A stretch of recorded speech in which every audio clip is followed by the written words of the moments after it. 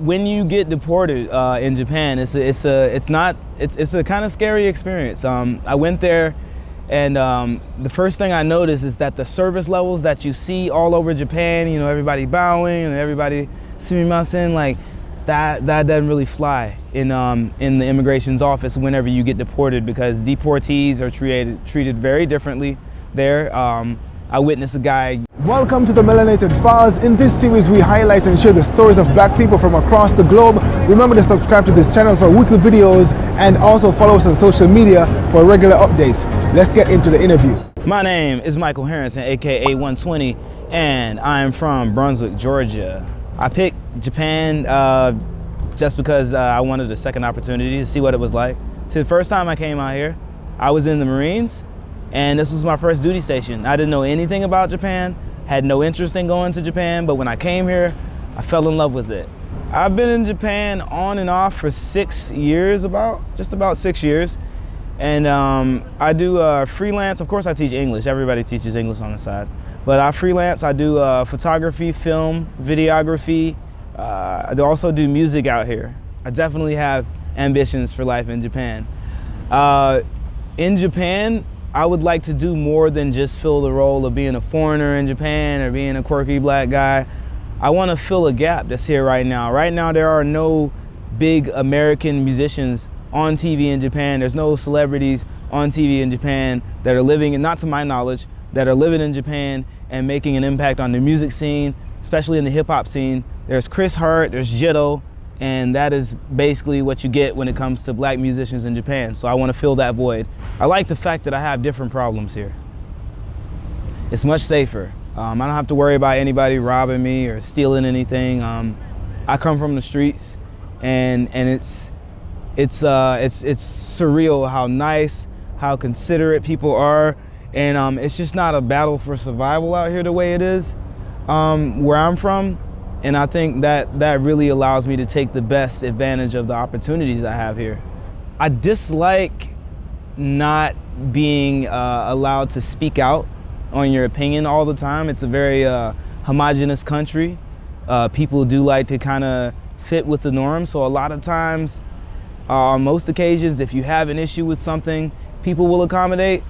But when it comes to higher level things, such as pay or discussing things like insurance and terms of contracts and things like that, it gets very rigid because people are very by the book here, and there's no wiggle room to determine whether or not there's room for negotiation, and I don't like that. In Japan, I think the difference between the experience of being black, because there is definitely a black experience everywhere, I think the difference here is that it's more ignorance about what a black person is than it is fear, than it is hatred, which is a lot of times the case in America. I'm from the South, I'm from Georgia, and I've definitely experienced a lot of racism and hate in Georgia. I've definitely been discriminated against because of my skin color. I think that the same happens in Japan oftentimes, but I don't think it comes from the same place. A little bit of diet discrimination, if you will, and I don't think it's ill intent from Japanese people. Japan is a very homogeneous place, as I said before, and so something that stands out from the norm will freak them out a little bit, and people don't know how to take you a lot of times. But being black in Japan is, I like it much better. You're somewhat of a novelty in Japan, but ultimately people do respect you. I think in America, people don't always respect you if you are black. And that's one of the reasons why I've chosen to live out here. In Japan, I think there are two kinds of black guys, and one more common than the other. That being your clean-cut guy who wants to go, he works hard, he does his thing, he holds down a job at an office, and he kind of falls in line with everyone else. And I think that makes black people a lot more palpable for Japanese people. But in my case, I have a bunch of tattoos, you know, I do spontaneous things. I'm not disrespectful, but I do like sing in the streets or take an opportunity to stop and wave at someone who looks like they're having a bad day. And people generally respond to it positively, you know. One of my favorite things to do is go to the convenience store and read the guy's name on his name tag and just watch the reaction. And it's always, wow, you read Japanese? And well, wow, I've never spoken to an American, and wow, you have a crazy look going on. And it's always a positive reaction. I've very rarely received a negative reaction from people. I just put argan oil on it, you know. I've been training my wife to take care of it. Still a work in progress, but I just try and keep it out of the elements, keep it gelled up and waxed up. I did it on the train actually, after I got out of the military, because there's a hair regulation. And so I said, well, I'm out of the military, so forget that. I'm doing my own thing. So I grew my hair out, and it's kind of a part of me now. And it's not too hard to maintain in Japan. Yeah, I maintain everything myself. I cut it myself for the most part. I do go to my friend Tamru for a haircut every now and again. But other than those times when I can't make it to the barber shop, I just cut it myself and groom it myself. Okay, so I was on the train, and I think I was in Osaka, and you know, I'm used to people kind of looking at my hair and kind of giving me the side eye a little bit. But one of the funniest things was a lady literally walked up behind me in the station, and she just started stroking my hair. Old lady, little old lady, and I mean, she just walked up and started touching my hair. I don't particularly like people touching on my hair, especially not without asking. But that was so upfront and so un-Japanese that it really made me laugh. I thought it was really funny. Favorite Japanese food? I would say up until a point my favorite Japanese food was katsu, but right now I'm really on raw salmon. Sashimi, salmon sashimi it's nothing better than a really good quality cut of salmon. Yeah, I was deported. So I was going to university out here in Shinjuku, and you know, I did my time in university. And I failed a semester, so I wanted to go back and finish the semester I failed. So I finished the semester, I went back to immigrations, and I found out that I'd overstayed my visa by 3 months. And I had no idea, so definitely check your visa expiration whenever you can. I went down to immigrations, and I asked them to give me my work visa application, and they promptly escorted me to the 6th floor. And it was the most dark, scary place I've ever seen in my life. So when you get deported in Japan, it's a kind of scary experience. I went there, and the first thing I noticed is that the service levels that you see all over Japan, you know, everybody bowing and everybody sumimasen, like that doesn't really fly in the immigration's office whenever you get deported, because deportees are treated very differently there. I witnessed a guy yelling at one of the deportees about her marriage. He was accusing her of things I won't even say on camera. For me, they basically gave me the option to fight the deportation order, or they gave me the option to just take a 1-year penalty and leave Japan and return after the year was up. To anybody who finds himself possibly getting deported, you don't actually have 2 choices. You have 1 choice. If you do fight it, you better have someone pregnant, you better be married to a Japanese local, you better be a refugee or have some kind of extenuating circumstances to where you can't return to your country. Because if you lose the fight, you can't come back to Japan for 5 years. So they made me leave. I had to buy a ticket within 10 days. I had to show up back at immigrations with a ticket in hand, and within 20 days I had to leave Japan. I wasn't allowed to come back for a year. I came back and I sweet talked, and here I am. I tried to fight it at first, actually. I actually tried to fight it at first, and I had a friend come by, actually my current wife. She came by, and she helped and translated everything for me, so I had a 100% understanding of what was going on. And that was where I found out that actually I probably shouldn't fight it, because I wasn't gonna win. So that's why I decided to take the year, get my life together, and kind of do some self-reflection before I came back to Japan. Oh, it was scary as hell. It was scary because you don't know. Like now, every time I go to Korea and come back, or I go to Thailand, or I go anywhere, every time I come back in the country, you have to write down on the declaration form when you're coming in the country, you have to write down that you were deported. And every time they bring you into an interrogation room and they ask you a bunch of questions. And so the first time that happened, it was pretty scary. But they questioned me. Actually did a song with Exile. So one of the immigrations officers really liked Exile, and he was really excited about that. And I think that might have been the only reason why I got in without any problems, but it isn't too bad, I would say. It's a pill you have to swallow if you get deported. I came back because I have a music, there's a recording company that I work with out here, and they had actually been waiting. It was the same company that was gonna hire me before I got deported the first time. And they actually have waited the entire year and a half that I was gone. And so I wanted to come back and chance it, and I always had that dream of being the guy in Japan as far as foreigners go, the go-to man about events or organizing and music, hip hop. And so I really wanted to take this opportunity to launch myself into the Japanese media. And so I came back. My wife was also here. I was dating her at the time, and we were considering getting a place together. And it just seemed like the right thing to do. I didn't feel at home in Georgia anymore. I got married after I came back, and that actually, that did make the process go easier. But I mean, if you get a driver's license, you can race cars. It doesn't mean you got a driver's license to race cars. I came back and I knew this was the woman I wanted to marry. I knew it pretty much wasn't anybody else I would get along with the way I got along with her. We pretty much lived together, so we got a place, and we've been living together for 4 months before that, and it worked out. So we ended up getting married. I'm here, and I'm loving it. I think some of the best life advice that I've received is that you miss 100% of the shots that you don't take. I know it's a very common thing for people to say, but it's a very uncommon thing for people to take every shot.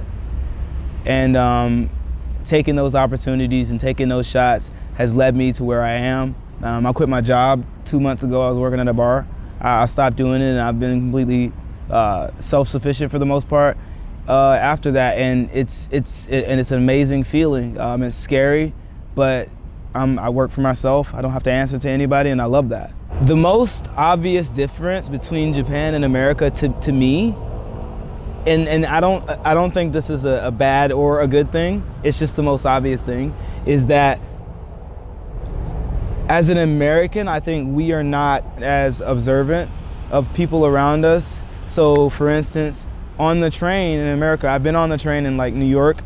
On the train in New York, people are having their conversations, and people are talking on the phone or playing their music or doing whatever they might be doing. In Japan, a lot of times on the train, you can hear a pin drop. People wear masks because they don't want to get sick. They don't want to get other people sick. People wait for you. People give you the right of way. It's a very homogenous, very meshed together society out here. And as an American, I think the best experience, the best opportunity to learn is by living in Japan for a bit and living in America for a bit, because there is a lot that both could learn. But I think definitely, on the one hand, Americans aren't as observant of other people, but then on the other hand, Japanese people are way too observant a lot of times. Service, the service industry, 100%, hands down. The service industry, from everywhere from McDonald's to a hotel, even like in the red light district in Kabukicho. I've been to bars around there, and it's like one of the most unsavory places in Japan. And even there, people are nice, polite. It's really an incredibly high level of standard in the service industry, and you feel like you've been treated right the entire time. One of the reasons being because of Japanese culture and the need to not cause issues, the need to keep the harmony and keep the peace. So people are they have a very roundabout way of addressing issues, of addressing problems, and I really feel the quality of service out here. So yeah, I think that's one thing that the world could learn from Japan: better service. If I could change one thing in the world, I would make it so that people that are creators get a lot more respect and are paid a lot more appropriately for what it is that they do. Because in today's day and age, as a musician and as a creator, it's very hard to freelance and to be on your own and to make a living doing that.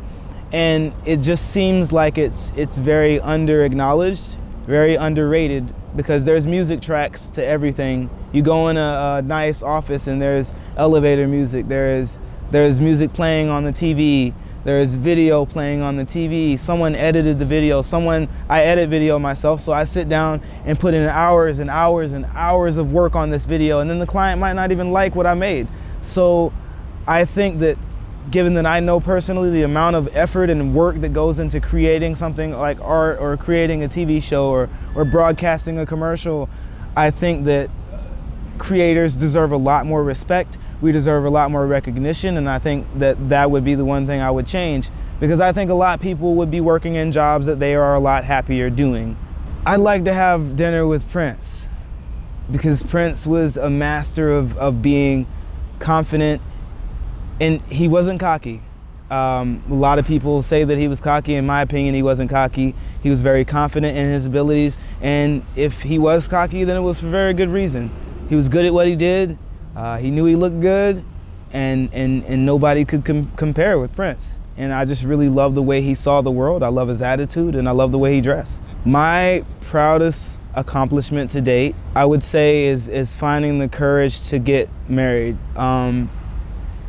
That was always something I feared. It was always something that I had wet feet about, and I never found the courage in me to be able to do it. But one day I did, and I felt like I was ready, and I felt like I can actually do this. And I mean, a complete 180, because that was something that once I decided to get married, I never wanted to do it again. And so I think finding the confidence to really commit and to really put the energy that I put into other activities into what I love to do, such as music and art, I think that has completely changed my life, and it has completely changed the trajectory of my life. And so I think that is my biggest accomplishment to date. The biggest lesson I've learned in life is that you can't control it. If you told me 10 years ago I would be in Tokyo doing an interview on Monday, I'd look at you like you were crazy. I wouldn't even believe that 10 years ago I didn't even consider living in Japan. And I'm really happy that I came here, and I'm really, really thankful that I'm able to have a life here and experience what a lot of people aren't able to experience. And so I think that has been the greatest experience. My earliest memory is being at my grandmother's old house. So my grandfather, he built 2 houses for my grandmother, and the first house that he built is the house that I grew up in until about the age of 9 years old. And my earliest memory is my great-grandmother. I don't think I could remember her face, but there's one thing I do remember about her, and is that she always had Werther's Original. The little caramel candies, the little butterscotch candies. Yeah, I don't know what it is about old people. They always have candy. So that was my earliest memory, is being in the old house, hanging out with great-grandma and eating Werther's Originals. The one message I would share is to just do whatever it is you want to do, because once life is finished, that's it. You won't have another opportunity. To my knowledge, no one has ever come back from the dead and told us, hey, this is what it's like. So I'm banking on the fact that this is my one shot, and I think that if there's something you want to do, just go do it. I know so many musicians and so many artists who have the greatest product, and in my eyes, as someone who works within the music business or who works in the media business, is gold that these people are sitting on. But the world never sees it because they are too afraid to reveal it. And I think that if you want to do something, that just do it. It goes back to the point where I said if you'll miss 100% of the shots you don't take. The first step to success and succeeding at doing what you want to do in life is just doing it. My favorite place in Japan is Enoshima. It's an island very close to Kanagawa, I want to say, and it's just kind of like in the middle of the ocean. You take a really long bridge to get to it, and it's a bit of a journey. It's a hike, but the view from on top of Enoshima, you can see all of that side of Japan. You can see the beach, all of Kanagawa, and I really think it's one of the most beautiful places in the world. and it's my favorite place to go in Japan. And there's cats everywhere. I really love cats. So if you're a cat person, yeah, go out to Enoshima. There's a lot of cats over there. The biggest misconception about Japan that I've heard from friends who've talked to me, like American friends who've never been, is the crazy food. A lot of my friends and family, especially from Georgia, they'll say, oh, you know, I would never eat this crazy thing, and this is wild, man, I'm not eating octopus. And I thought the same thing when I came out here. But the truth be told is people wouldn't eat it if it wasn't delicious. And I think Japan has some of the best food on the planet. Not only that, it's usually reasonably priced. And when you go to a Japanese restaurant, then 9 times out of 10, it's gonna be really good. You're gonna like it. So the food is really good. And this is coming from a black man in Japan from Georgia. I think the one thing that deserves more media coverage in Japan is the way that Japanese women are treated. That's something I realized when I was at dinner with a friend of mine and my wife.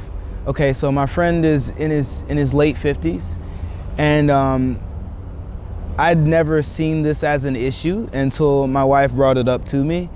But basically, women are expected to be demure. Women are expected not to smoke cigarettes in front of men. They're expected to serve drinks for men. They're expected not to show off any tattoos. And to an extent, I understand that, you know, tattoos and things aren't okay, and smoking and whatnot is this or that. But it is 2019, and this isn't the first time that I've heard of a woman being treated a certain way. It's just the first time that I actually heard it verbalized. Apparently my friend was urging my wife to pour the drinks for us. I kept offering, like, let me pour the drinks, man, let me pour the drinks. And he said, no, she should do it. And because Japan is a very submissive country and they're they don't want issues, he was gently suggesting, hey, you should pour the drinks. You should do this. You should do this. And that constant pressure on women to perform in front of men in Japan is an issue that I think is worldwide, but it's an issue that I think is kind of covered up in Japan, and I think it definitely deserves more media coverage, because I would have never known had my wife not spoken Japanese and had my friend not felt comfortable speaking to her, because a lot of times you don't see it. My wife is half Japanese, half American. Dating in Japan, wow. Dating in Japan is completely different from dating in America, I think, especially if you're dating a Japanese woman. You have to be very good at sending nonverbal signals. You definitely want to be very punctual. Gift giving is a big thing. The quality of the date you pick is a good thing.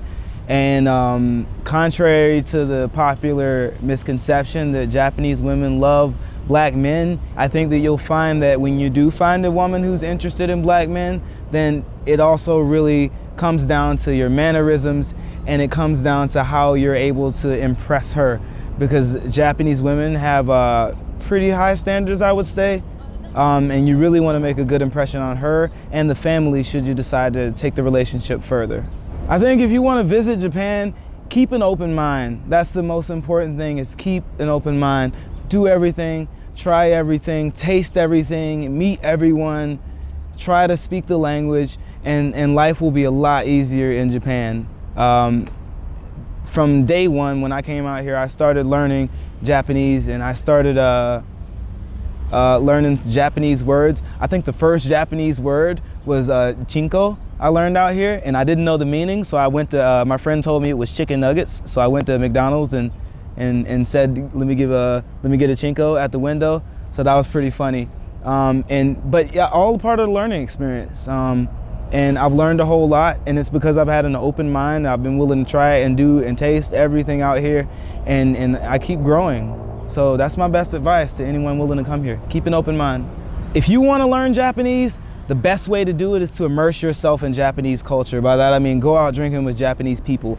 Go have dinner with Japanese families. Go have dinner with Japanese guys and girls.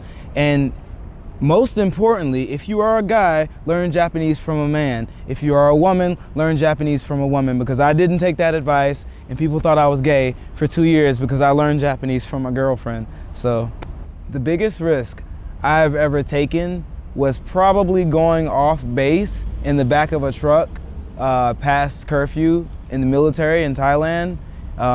In hindsight, I definitely could have disappeared or been kidnapped, because in Thailand there is no sofa status. So if you're in Thailand, remember, America won't save you.